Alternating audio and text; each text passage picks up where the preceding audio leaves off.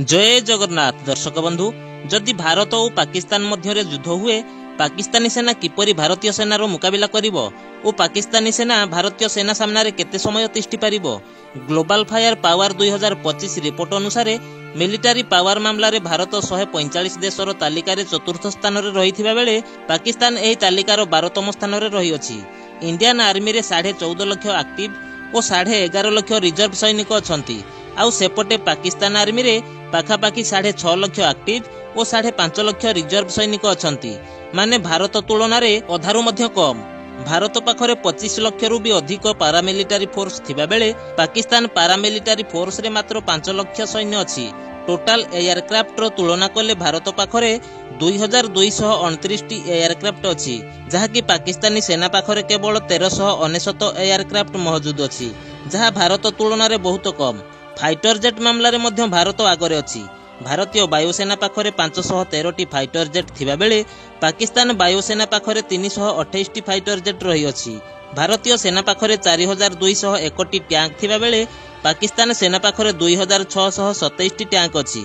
जलराशि रे तो पाकिस्तान भारतीय सेना आगरे तिष्ठिबा कथा तो कल्पना मध्य करि परिबनी, काहेकि ना भारत पाखरे जेउठी 2 टी एयरक्राफ्ट कैरियर एवं 3 टी न्यूक्लियर सबमरीन्स थिबा बेले पाकिस्तान पाखरे एहा मध्यरु किछि भी नाही। जलराशि रे कौनसी भी देश को सामना करिबा पई भारत पाखरे 13 टी एडवांस युद्ध जहाज थिबा बेले पाकिस्तान पाखरे गोटिए भी युद्ध जहाज नाही।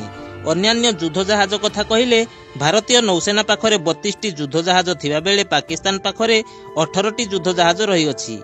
पनडुबी कथा तुलना कले भारत पाखरे 18 टी अत्याधुनिक पनडुबी थिबा बेले पाकिस्तान पाखरे मात्र 8 टी पनडुबी रही अछि। ए समस्त युद्धास्त्र को देखिले भारत तुलना रे पाकिस्तान बहुत पछरे रही अछि। भारत और पाकिस्तान रो सैन्य शक्ति रे भारत पाखरे एपरि एक अस्त्र अछि जहा कौनसी प्रकार आक्रमण को सामना करी पाकिस्तान को ध्वस्त विध्वस्त करि पारे।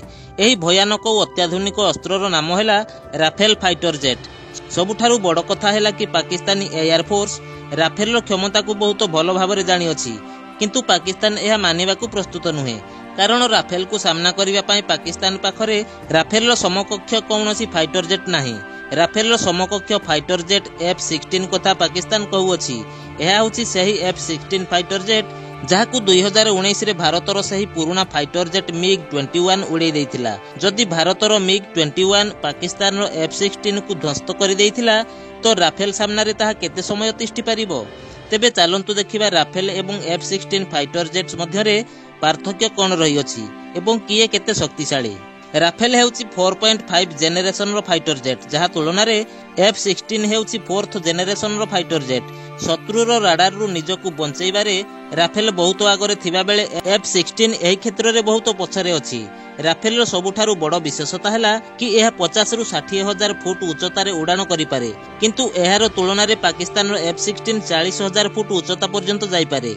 यह व्यतीत राफेल रो ऊपर को उठिबार गति 1000 फुट प्रति सेकेंड थिबा बेले F-16 रो गति 820 फुट प्रति सेकेंड होई थाए, जहा फल रे राफेल कम समय रे अधिक उच्चता को जाई आक्रमण करिवा शत्रु पई अधिक घातक साब्यस्त होई पारे।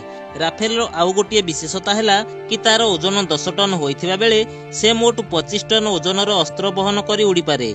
आउ पाकिस्तान रो F-16 रो ओजन 9 टन थिबा बेले एहा 21 टन ओजन रो युद्धास्त्र नै उड़ान करि पारे। यह व्यतीत Rafale air to air attack करिवार मिसाइल रेंज 100 किलोमीटर अटे। एहार तुलना रे F-16 रो मिसाइल रेंज 75 किलोमीटर अटे। माने प्रत्येक क्षेत्र रे पाकिस्तान रो F-16 राफेल तुलना रे पछुआ, जहा 2019 रो एयर स्ट्राइक रे सारा दुनिया देखि सारिछि जे भारत कोन करि पारे। आउ गोटिए बड़ कथा हैला कि भारत पाखरे जे पायलट अछंती से माने पाकिस्तानी पायलटक ठारू अधिक दक्ष। भारत पाखरे राफेल परी भयंकर फाइटर जेट रहिबा किछि बड़ कथा नुहे, किंतु एहाकु चालना करिबा पई दक्षता संपन्न पायलट मध्य रहिछंती। तो थरे चिंता करंतु जदि भारत और पाकिस्तान मध्य रे युद्ध होई जाए तेबे पाकिस्तान रो अवस्था कोन हेबो। राफेल व्यतीत भारत पाखरे आउ एक अस्त्र अछि जहा पाकिस्तान को विध्वस्त करिबारे सक्षम अटे। एही अस्त्र गोटिए बटन दबेइबा क्षणी पाकिस्तान को विनाश करि पारे। एही अस्त्र रो नाम हैला S-400 मिसाइल सिस्टम। भारत पाखरे रूस द्वारा निर्मित S-400 परी अस्त्र तुलना रे पाकिस्तान पाखरे China made HQ-9 missile system रही अछि। एही दुहिंको मध्य रे शक्तिर तुलना कले S-400 रो रेंज 400 किलोमीटर अटे। माने एथिरु निक्षेप हेउथिबा मिसाइल 30 किलोमीटर उच्चता को जाई 400 किलोमीटर दूरता पर्यंत टार्गेट को ध्वंस करिपारे। आउ HQ-9 मात्र 125 किलोमीटर पर्यंत लक्ष्यभेद करिपारे। S-400 रु निक्षेप मिसाइल गति 17,287 किलोमीटर प्रति घंटा गति करी लक्ष्यभेद करिपारे। आउ पाकिस्तान रो HQ-9 रो स्पीड घंटा प्रति 5,186 किलोमीटर रे जाइथाए। यह सहित S-400 एका संगरे 36 टी टार्गेट को आक्रमण करिथाए। यह तुलना रे HQ-9 केवल 8 टी टार्गेट को आक्रमण करिपारे। यह व्यतीत भारत पाखरे आउ एक विध्वंसकारी अस्त्र रही अछि जहार नाम हैला ब्रह्मोस मिसाइल। एडवांस टेक्नोलोजी रे निर्मित एही अस्त्र को सारा दुनिया भय करिथाए। एही मिसाइल रो केतेक विशेषता रही अछि। एहाकु भूपृष्ठरु भूपृष्ठकु आकाश मार्गरु भूपृष्ठकु मध्य लक्ष्य भेद करिपारे। एहा आकाश मार्ग रे रास्ता बदलैबार मध्य क्षमता रखी निजर टार्गेट को लक्ष्य भेद करिपारे। ब्रह्मोस मिसाइल रो सबुठारु बड़ विशेषता हैला कि एहा जहाज पनडुबी फाइटर जेट एवं भूपृष्ठरु मध्य एहाकु निक्षेप करा जाई पारे। भूपृष्ठ किंबा वारशिप रु निक्षेप द्वारा ब्रह्मोस 400 किलोमीटर रेंज रे टार्गेट को लक्ष्यभेद करिवार क्षमता रखी अछि। यह घंटा प्रति 2500 किलोमीटर बेगरे टार्गेट को आक्रमण करिथाए। समुद्र रे एहार गति घंटा प्रति 290 किलोमीटर बेगरे लक्ष्यभेद करिथाए। एही मिसाइल निजर टार्गेट को खोजी खोजी आक्रमण करिपारे। एहाकु भारतीय सेनार 3 बाहिनी यथा आर्मी, नेभी और एयरफोर्स को हस्तांतर करा जाई अछि। सबुठारु बड़ कथा हैला कि पाकिस्तान को लागिथिबा सीमांचल रे एहा मौजूद रही अछि। एहाकु आहुरी शक्तिशाली करिवा पई एहार गति को 400 रु 1000 किलोमीटर पर्यंत वृद्धि करिवा पई मध्य काम करा जाउ अछि। ब्रह्मोस को भारतर DRDO एवं रूस रो टेक्नोलोजी द्वारा निर्माण करा जाई अछि। सेथि पई एहार नाम दुईटी नदी यथा भारतर ब्रह्मपुत्र और रूस रो मोस्कोवा नदीर नाम अनुसार नामकरण करा जाई अछि। एहा व्यतीत भारत पाखरे आउ एक विध्वंसकारी अस्त्र अछि जहार नाम सुनिले पाकिस्तान थरहर होइथाए। एहा हेउछि पिनाका मल्टीबारेल रॉकेट सिस्टम। एहाकु ट्रक रे लोड करी पहाड़िया अंचल को मध्य सहजरे स्थानांतर करा जाइथाए। एहा 1 मिनिट रे 20 टी मिसाइल फायर करिवार क्षमता रखी अछि। एहा द्वारा शत्रुर कौनसी भी टार्गेट को विनाश करिपारे। वर्तमान समय रे पिनाका रॉकेट लॉन्चर रो 2टी वर्जन रही अछि।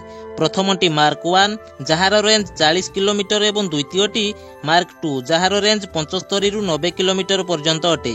पिनाका रॉकेट रो स्पीड एहाकु सबुठारु खतरनाक कराई थाए।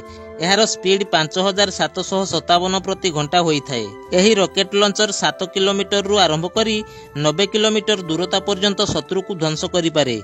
एहा हेउछि भारतर शक्ति जहाकु सामना करिबा पाकिस्तान पक्षरे असंभव। दर्शक बंधु भिडियोटी जदि भलो लागि थाए गोटिए लाइक और शेयर करी आगो को एही परी भिडियो देखिबा पई चैनल को सब्सक्राइब करी ऑल नोटिफिकेशन को ऑन करी रखि थांतु। पुणी देखा हेबो आउ एक नुवा भिडियो रे। जय हिंद, वंदे मातरम।